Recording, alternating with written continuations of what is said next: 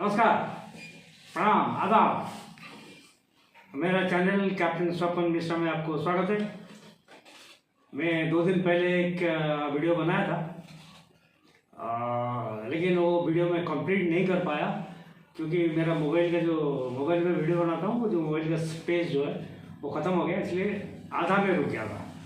अभी वो 4-5 मिनट होता तो उसको कंप्लीट कर लेता था। खैर, उसको मिला के मैं वीडियो आगे बढ़ता हूँ। तो पहले उसका जो कंटिन्यूएशन करते हैं। हम बात कर रहे थे डॉलर्स और फॉरेन रिजर्व का बारे में। डॉलर का प्राइस जो बढ़ रहा है, अपना जो फॉरेक्स का जो पोर्टफोलियो है, जो 2014 में जो था, अभी उसका पोर्टफोलियो में काफ़ी बदलाव हुआ है। जैसे कि 2014 में हमारा जो पोर्टफोलियो में हमेशा डॉलर जो है अराउंड 95% डॉलर था, क्योंकि हम जहाँ भी नेपाल से भूटान से किसके भी कुछ करते थे, कोई बेचते थे उनसे डॉलर में लेते थे और कुछ खरीदते थे उनको डॉलर में देते थे। Slowly it has come down to around dollar trade has reduce to 55%, मैंने बताया आपको। तो अपने जो पोर्टफोलियो देगी, तो अपने की पोर्टफोलियो में यूरो जुड़ गया, हालांकि था पहले ब्रिटिश पाउंड, येन, स्विस फ्रैंक, रियाल्स, ये पोर्टफोलियो धीरे धीरे बढ़ना शुरू हो गए। डॉलर्स कम घटता गया और ये पोर्टफोलियो बढ़ता गया, क्योंकि हमारा जो ट्रेड है वो बायलैटरल ट्रेड जो होता है ना, वो जनरली शुरू हो गया इंटरनल करेंसी में शुरू हो गया। जो यूपीआई मोदी जब जाते हैं किस कंट्री में यूपीआई लगा के आते हैं, that is because of this trade system. अभी पिछले बार 2 साल पहले मैं मलेशिया गया था, तो यहाँ से डॉलर लेके गया था, वहाँ जाकर डॉलर को मलेशिया करेंसी में कन्वर्ट करके मैं यूज किया।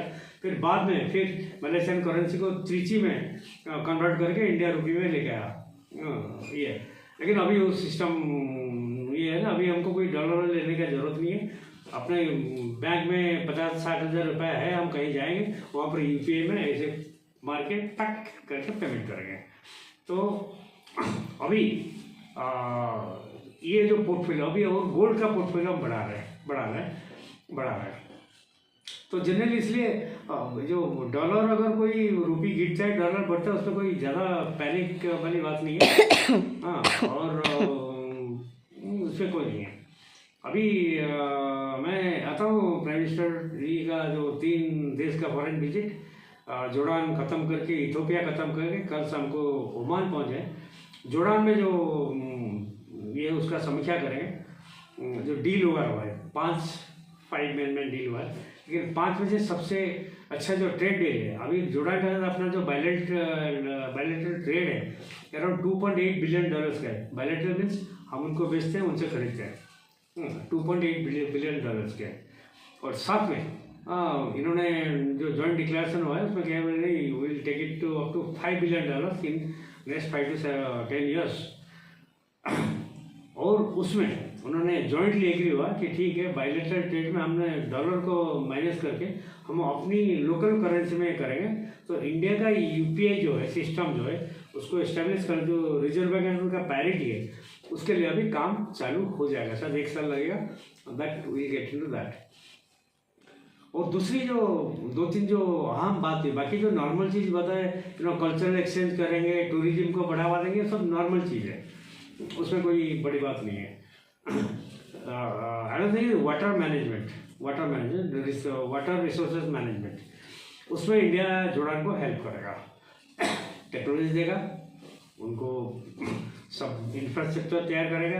कहाँ उनका एक ही रिवर है जो सीरिया और जो गाजा ये सब को सेपरेट करता है, ओनली 1 रिवर, मेजर रिवर, बाकी छोटे मोटे काफ़ी रिवर्स है, तो उसको वाटर रिसोर्स मैनेजमेंट में हेल्प करेगा।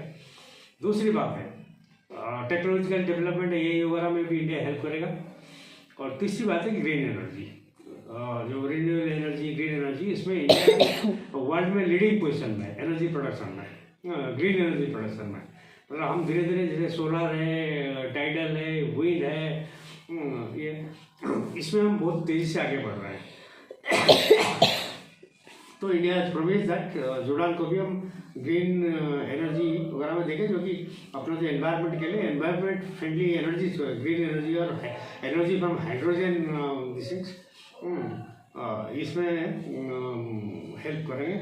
और तीसरी बात है, उन्होंने जोर्डन मिलिट्री का जो समझौता करेंगे। जोर्डन का जो मिलिट्री कैडेट वगैरह जो है वो आके इंडिया में ट्रेनिंग ले सकते हैं और उनको ट्रेन करेंगे।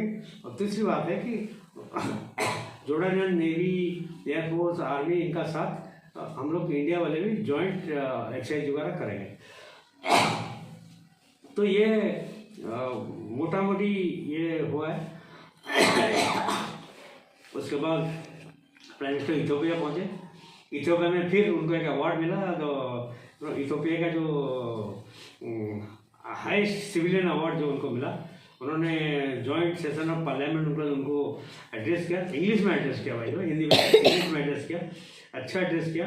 उन्होंने अपने जो एड्रेस बहुत अच्छे से शुरू किया, बोले कि Ethiopia is a country of Lions and हमारे गुजरात में भी एक गिर फॉरेस्ट है, वहाँ भी हम लायन पालते हैं, तो दोनों का अंदर कुछ ये है। उनको काफ़ी सराहा गया है, people really appreciated, all the parliament appreciated. लेकिन जो यूपीआई ये से इसमें कुछ ज़्यादा बात नहीं हुआ है, डिस्कशन नहीं हुआ है, क्योंकि इथियोपिया जो है वो ईयू का चेयरपर्सन है अभी। African, not EU, African union का चेयरपर्सन है। अफ्रीकन यूनियन जो है अभी अपना जो ब्रिक्स का जो समिट हुआ था, उसमें अफ्रीकन यूनियन को ब्रिक्स का मेंबर भी ये में उनको इंक्लूड किया गया था। तो ब्रिक्स का जो है ये डॉलर का अगेंस्ट में कैसे मोर्चा करेंगे, उसके लिए दूसरी तरीके से प्लान कर रहे हैं। इसलिए ईयू का हेडक्वार्टर भी, जो अफ्रीकन यूनियन का जो हेडक्वार्टर है वो इथियोपिया में है, कैपिटल में है।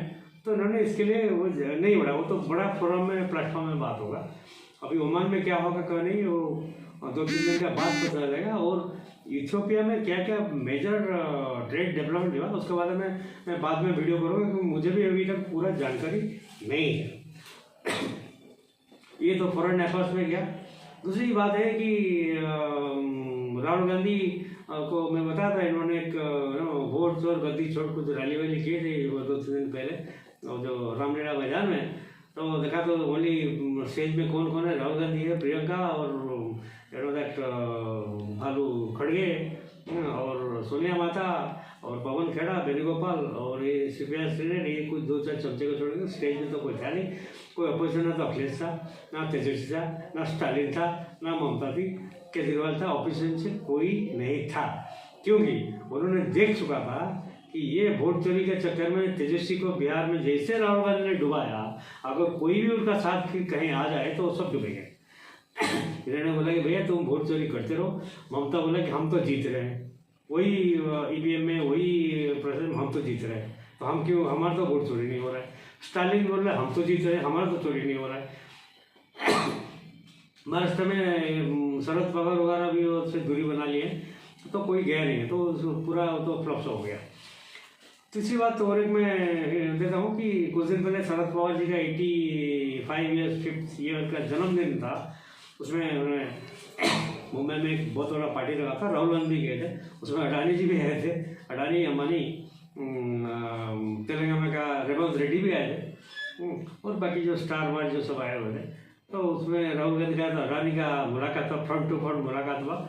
लेकिन वो सीन उनका बीच में क्या बातचीत का क्या हुआ ये मुझे पता नहीं है, लेकिन बाद में पता चलेगा। और देखते हैं अभी राहुल गांधी अपना जो पुराना मंत्र अडानी अंबानी, अडानी अंबानी, ये छोड़ते हैं कि उसमें आगे बढ़ते हैं। बाकी जो SIR का ये है,